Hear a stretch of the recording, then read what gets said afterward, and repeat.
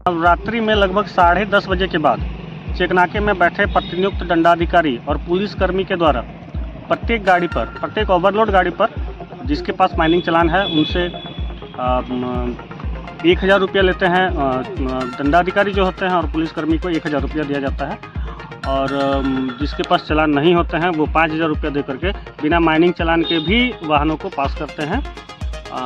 ये रोज़ाना 10:30 बजे रात्रि के बाद से सुबह लगभग 5 से 6 बजे तक चलता है। हाँ, बिल्कुल रोल है, तभी तो प्रखंड मुख्यालय और बोरियो थाना के बीच में जो मुख्य सड़क है बोरियो, बुआरी और ललमटिया, इस हो करके मुख्य सड़क से वाहन गुजरती है। ओवरलोडेड एक्स्ट्रा डाला एक्सटेंशन किया हुआ, मतलब हाईवा का जो गाड़ी का जो कंपनी में डाला आता है उसको और लगभग 2 से 3 फीट जोड़ करके एक्स्ट्रा बॉडी एक्सटेंशन करके उसमें लोड करके पत्थरों को की ढुलाई की जा रही है। जो गोरख धंधा चल रही है इस पर नियंत्रण लगाया जाए, इसको लेकर के मैंने महामहिम राष्ट्रपति महोदया को भी ऑनलाइन शिकायत दर्ज करवाया था। टुडू दिलीप को टेलीफोन के माध्यम से दिया, उनके कहने पर बोरियो थाना प्रभारी उस वक्त के जगन्नाथ पान को दिया, लेकिन इन दोनों ने साजिश के तहत मुझे ही ये बता दिया कि ये यही मतलब दलाल हैं, यही पास कर रहे हैं, और मेरे विरुद्ध ही झूठा मुकदमा करके मुझे ही जेल में भेज दिया। लगभग प्रत्येक दिन 200 से 250 गाड़ियाँ रोजाना चलती है। जोहार, नमस्कार साथियों। क्या बोरियो फिर से एक बार अवैध उत्खनन का गढ़ बन रहा है? क्या पत्थर जो खनन है उसका जो खेल चलता है, जो काला खेल चल रहा है, वो फिर से शुरू हो चुका है? साहिबगंज जिला में जब 1000 करोड़ घोटाले का मामला सामने आया कि खनन से जुड़े अवैध रूप से, अवैध तरीके से माफिया, पत्थर व्यवसायी और प्रशासन के मिलीभगत से इस तरह के बड़े घोटाले का अंजाम दिया गया है, लेकिन इसके बावजूद अब फिर से एक बार साहिबगंज जिला में ओवरलोडिंग पत्थर वाहनों का क्रॉसिंग होना बड़ा सवाल खड़ा करता है। बता दूं कि कल रात को एक सूचना आई कि लगभग 100 से अधिक गाड़ियों को प्रशासन के द्वारा चेकनाका के आगे रोक दिया गया है, और प्रशासन का मानना है कि अधिकतर गाड़ियों के पास चालान नहीं है और सारी गाड़ियों में लगभग ओवरलोड पत्थर लदे हुए हैं। लेकिन जब सुबह इस मामले को गंभीरता से देखा जाने लगा, पूरे बाज़ार क्षेत्र में, पूरे जिला भर में यह सूचना फैलने लगी कि मामला क्या है, गाड़ियां पकड़ी गई है। तब इसके बाद लगभग सुबह 6 बजे के बाद सभी गाड़ियों को अचानक से जाने दिया जाने लगा।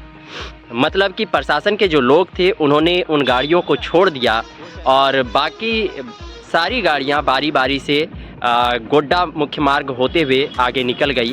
और चेकनाका में करीब जो वहाँ तैनात दंडाधिकारी थे उनका क्या रवैया था, इस पर जब सवाल किया गया तो उन्होंने चुप्पी साध लिया, उन्होंने कुछ भी बताने से इनकार कर दिया।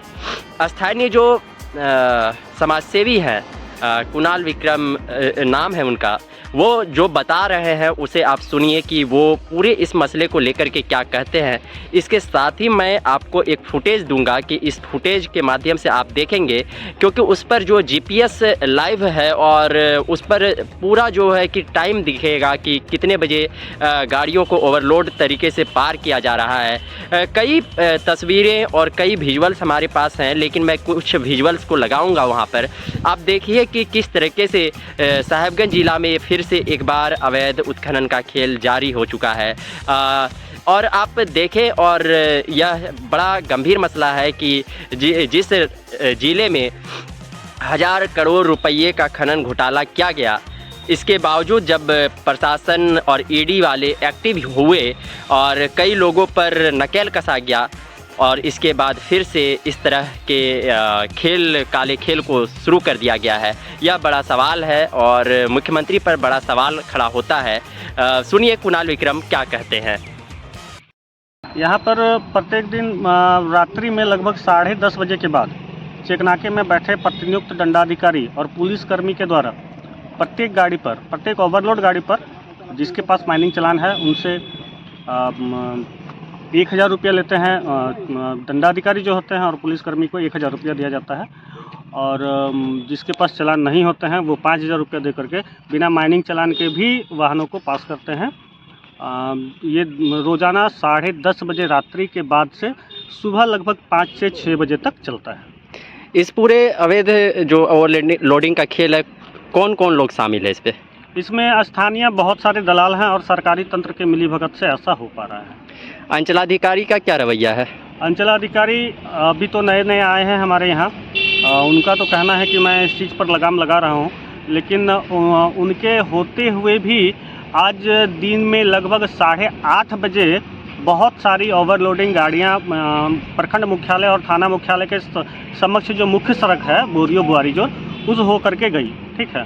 और 8:30 बजे दिन में वाहन ओवरलोडेड वाहन चल रही है, और अंचलाधिकारी कहते हैं कि हम मतलब निष्पक्ष हैं, हमको इसकी जानकारी नहीं है, तो ये बात कहीं से हजम नहीं होती है।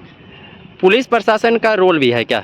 हाँ, बिल्कुल रोल है, तभी तो प्रखंड मुख्यालय और बोरियो थाना के बीच में जो मुख्य सड़क है बोरियो बुआरी जो ललमटिया, इस हो करके मुख्य सड़क से वाहन गुजरती है ओवरलोडेड, एक्स्ट्रा डाला एक्सटेंशन किया हुआ, मतलब हाईवा का जो गाड़ी का जो कंपनी में डाला आता है उसको और लगभग 2 से 3 फीट जोड़ करके एक्स्ट्रा बॉडी एक्सटेंशन करके उसमें लोड करके पत्थरों को की ढुलाई की जा रही है।